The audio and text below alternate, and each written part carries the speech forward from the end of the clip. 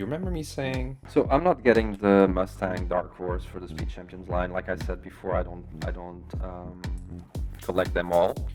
Well, here we are. You probably also remember me saying that I would only buy it if it was a discount. And yeah, I was lucky. I got this for a really cheap price, which was below 20 euros, probably 19. And I ended up pulling the trigger because I knew that I would be missing out. So the reason I didn't have this set on the top of my list for the first wave of the year was there was other sets that were from the Speed Champions line that, at least for me, were a lot more appealing. I don't have any emotional attachment to recent Mustangs. It's, yeah, I didn't really feel like it. But I knew that I got part of the build spoiled, and I knew that I had to build it because it's a really good build. Probably one of the most solids, I would say. Not solid physically, but the construction, the thought process to achieve this, I think it's one of the best of the first wave, and I didn't really want to miss out on that. Like I said, I don't have any emotional attachments to American cars in general. I used to love the 60s Mustang when I was a kid. Same with the Corvettes from the C2 to the C4, but after the 90s, there was a big dip for me in terms of how I respond to the design of these American cars. For me, the top of the tops, the last top of the tops for me was probably the Dodge Viper SRT10. That for me was peak American design back then. And since then, yeah, honestly, if it was the new Dodge Challenger, I would have put it probably on the top of my list. I really don't have any. Yeah, I'm not a big Mustang fan, and when I say this, it's merely design-wise. I'm not talking about how good the engines are or etc. etc. So that said, that's why this was on the bottom of my list of Speed Champion sets to get. Disclaimer done. With that out of the way, let's take a look at this baby. All right, first impressions. They're pretty good.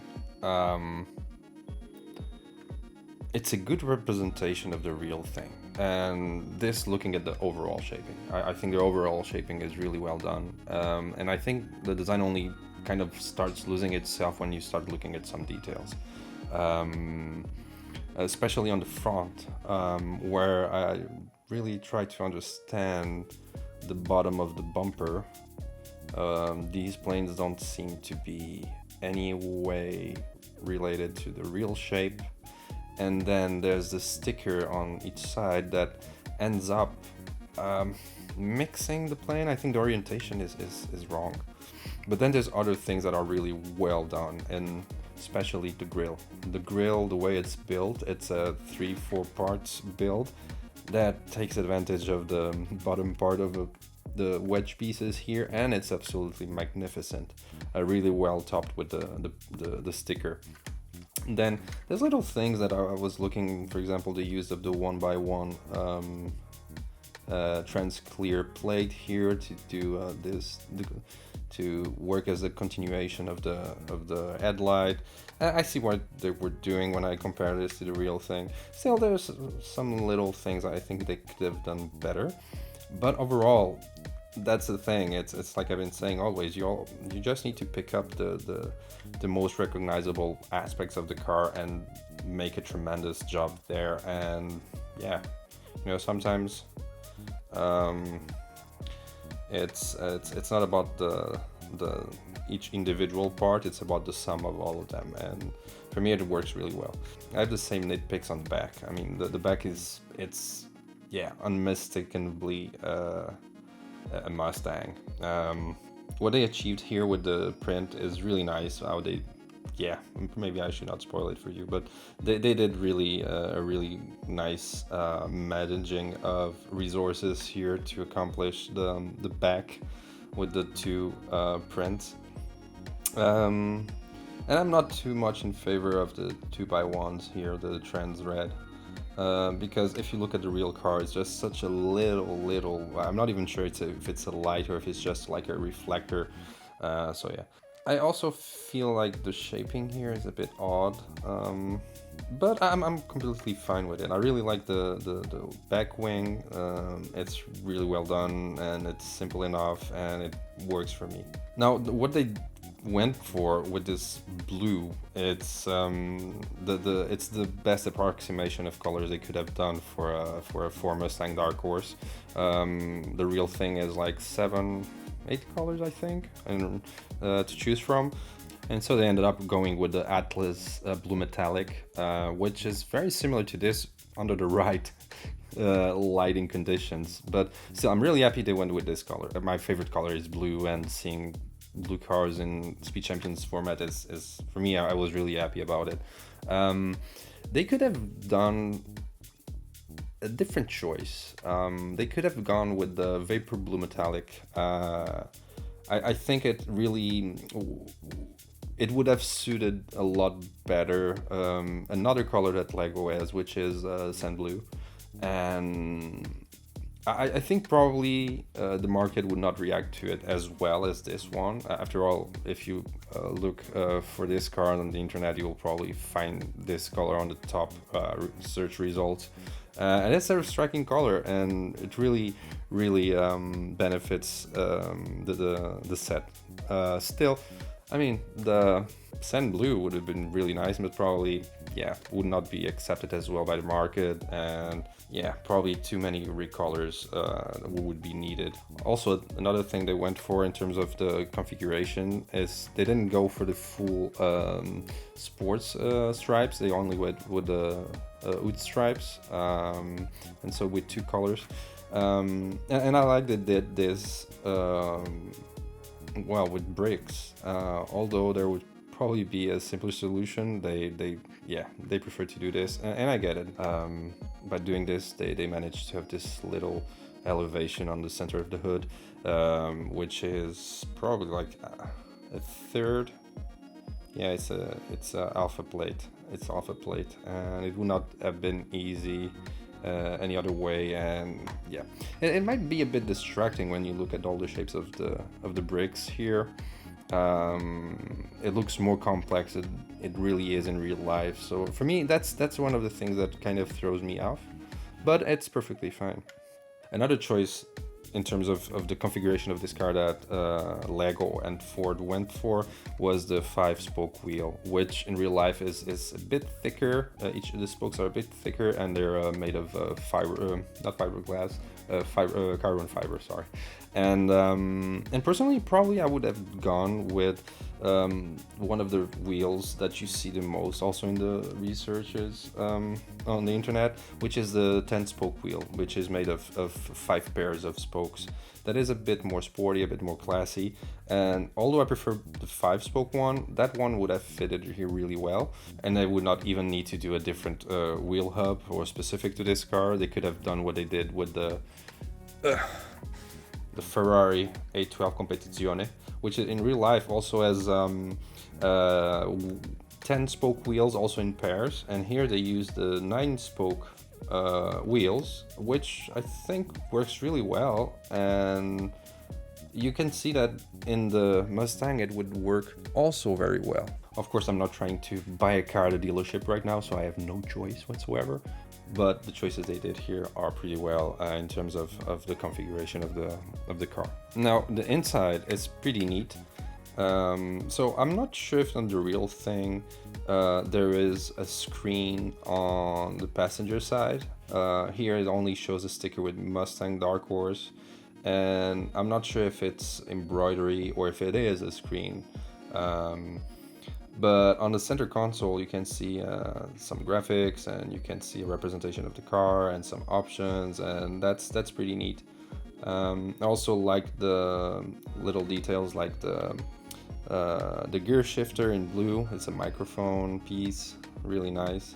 And the seats are pretty pretty simple and pretty fine actually. Now, of course, this is a bit of a squarish seats, but for me they work perfectly. They do look like those sporting baquets or racing seats. I'm not sure if you say baquet in English. That's a good question.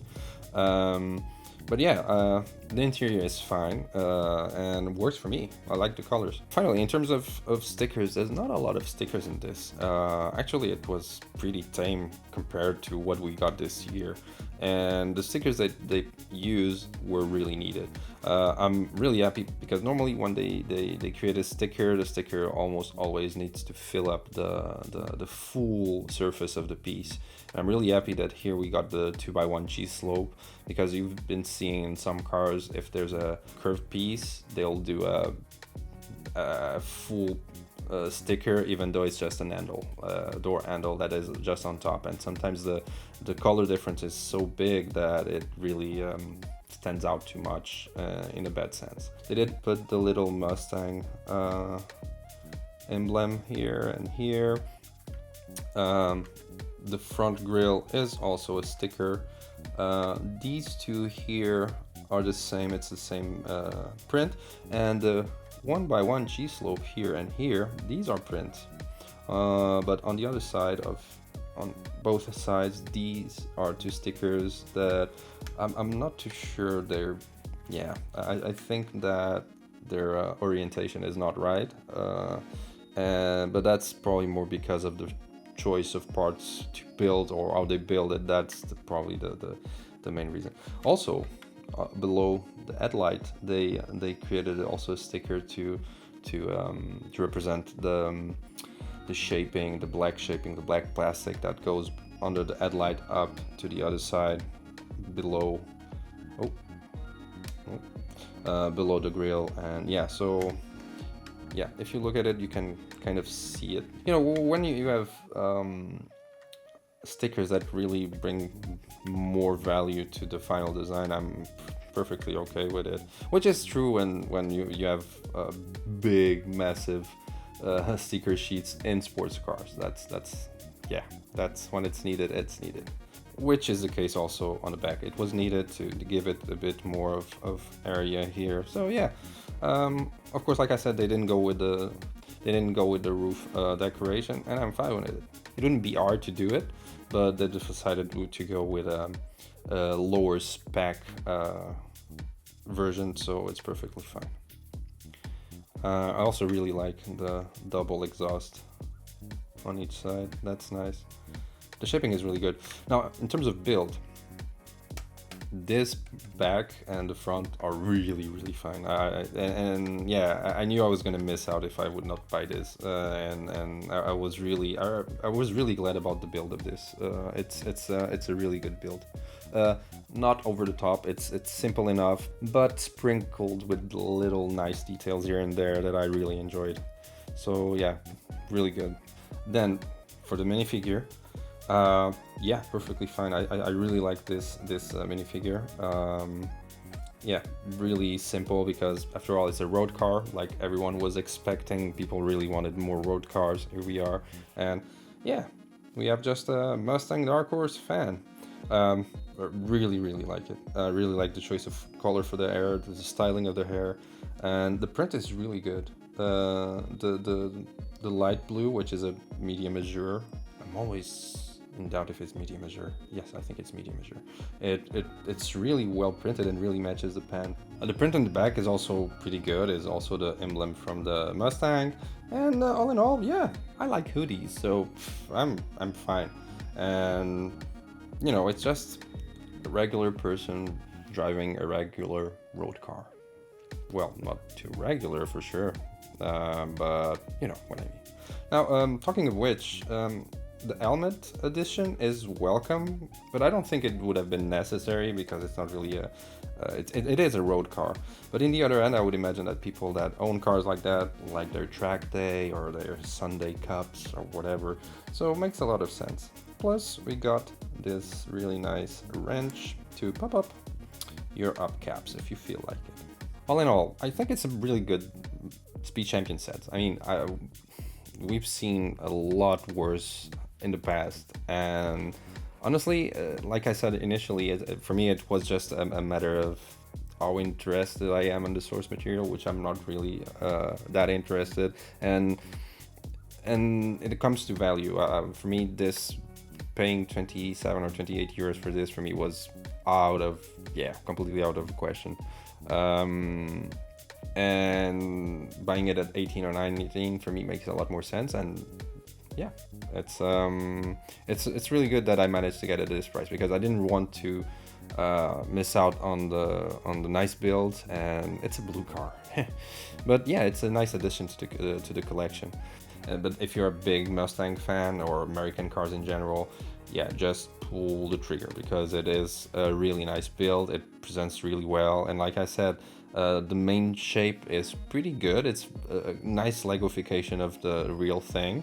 It's just when you start looking at the details, and that probably you start seeing that some things could have been done differently. It's not like it's not like it would be impossible to do it. No, I think there's some things that are choices, and not the system being too limited to allow for a better representation of the real car. But yeah, that's pretty much it. We have 2 weeks until the next season, let's call them seasons, of Speed Champions to land. I'm really stoked, and I'll be bringing those reviews ASAP. Oh, and I also want to say thank you, because that video over there, the one from the city sets for 2024, the second wave of 2024, it blew like crazy. I never expected. Well, I'm in the thousands and thousands and thousands of views, and that was crazy. Now that says a lot about what people want to watch on YouTube, what are their interests in terms of content, and yeah, that says a lot about it, more than about my channel or about how I do things. I think people are really in that phase where they want to see what's next, and probably with a little help of YouTube. So if you're one of those people that watched the videos I published last week, thank you so much for the views. It was amazing, and I hope to bring more content that is as successful as those. I'm really stoked. And that said, this is an old review. Probably it won't have the same traction, but hey, it's okay. Anyways, again, I hope you like the review. Like, comment, subscribe, and see you in the next one.